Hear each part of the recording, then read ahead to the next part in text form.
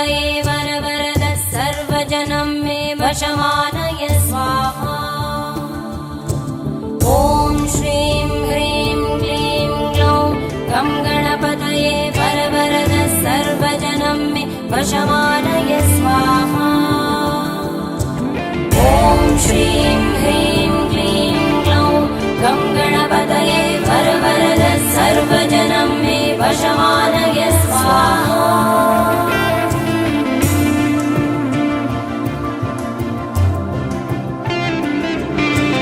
एकदन्ताय विद्महे वक्रतुण्डाय धीमहि तन्नो दन्ति प्रचोदयात्।